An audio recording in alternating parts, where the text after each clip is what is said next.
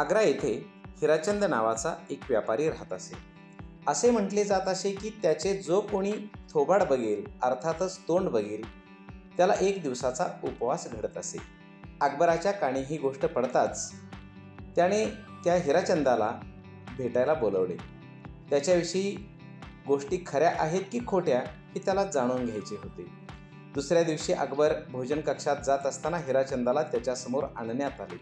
त्याच वेळी दरबारातील एकाने येऊन राणी आजारी असल्याची वर्दी अकबराला दिली. अकबराने हिराचंदाला तेथे सोडले व सकाळचा संपूर्ण वेळ आपल्या राणीच्या शेजारी बसून अकबराने घालवला. भोजन कक्षात तो परत येईपर्यंत त्यांचे जेवण थंडगार झाले होते.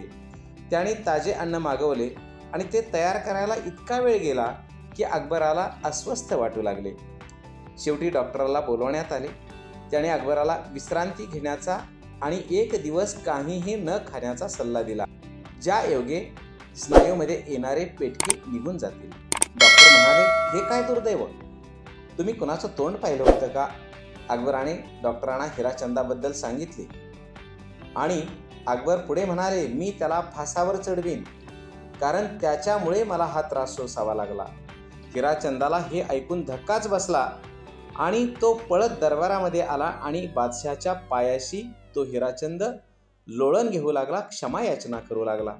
आणि तो हिराचंद म्हणाला, मी नसेन तर माझ्या बायकोचं कसं होणार हो, माझ्या लेकरांचं कसं होणार? आणि त्या हिराचंदाने अकबराच्या पायाशी लोळण घेत अर्ज विनंती केली. परंतु अकबराने त्याचे काहीच ऐकून घेतले नाही. पहारेकऱ्याला बोलवण्यात आले आणि हिराचंदाला फरफटत नेण्यात आले आणि फाशीची आज्ञा देण्यात आली. बिचारा दुर्दैवी हिराचंद मोठ्याने आक्रोश करत त्या पहारेकऱ्याजवळ म्हणाला, मला सोडून द्या हो. परंतु पहारेकरी म्हणाला, मी स्वतः काही करू शकेन असं मला वाटत नाही. आणि त्या पहारेकऱ्याला सुद्धा हिराचंदाबद्दल खूप दुःख वाटत होते. मी राजाच्या हुकमाचं उल्लंघन अजिबात करणार नाही, कारण मी जर हे उल्लंघन केलं तर राजा मलाच उलट फासावर चढवेल. आणि अकस्मात त्या पहारेकऱ्याला एक कल्पना सुचली, चल आपण बिरबलाला भेटूया. तो पहारेकरी म्हणाला, तो एकमेव असा माणूस आहे आपल्या राज्यामध्ये की जो तुला या फाशीपासून वाचवेल. हिराचंदाने बिरबलाला घडलेली हकीकत सांगितली. तेव्हा बिरबलाने त्याचे सांत्वन केले आणि बिरबल म्हणाले, मी सांगतो तसं कर म्हणजे तू वाचशील. जेव्हा हिराचंदाची वधस्तंभाकडे जाण्याची वेळ आली तेव्हा फाशी देणाऱ्याने त्याला त्याची शेवटची अंतिम इच्छा विचारली आणि तो हिराचंद म्हणाला, मला राजाला भेटायचं आहे. अकबर आल्यानंतर हिराचंद म्हणाला, महाराज, तुम्ही माझं तोंड पाहिल्यामुळे तुम्हाला एक दिवसाचा उपवास घडला हे खरं आहे. अकबर म्हणाला, हो. हिराचंद पुढे म्हणाला, तुमच्यापेक्षा माझं नशीब किती किती दुर्दैवी आहे, कारण तुम्ही माझं तोंड पाहिलं तर तुम्हाला एक दिवसाचा उपवास घडला, परंतु माझं किती दुर्दैव आहे की मी तुमचं तोंड पाहिलं तर मला मृत्यूला सामोरं जावं लागत आहे.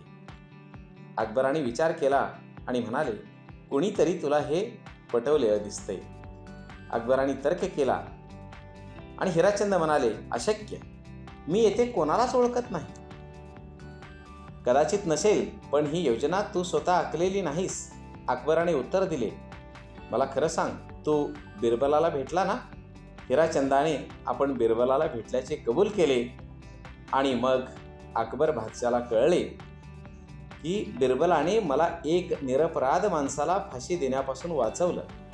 अकबर म्हणाला आणि त्याने हिराचंदाला नजराणा देऊन घरी पाठवले आणि बिरबलाचे भर दरबारामध्ये कौतुक केले.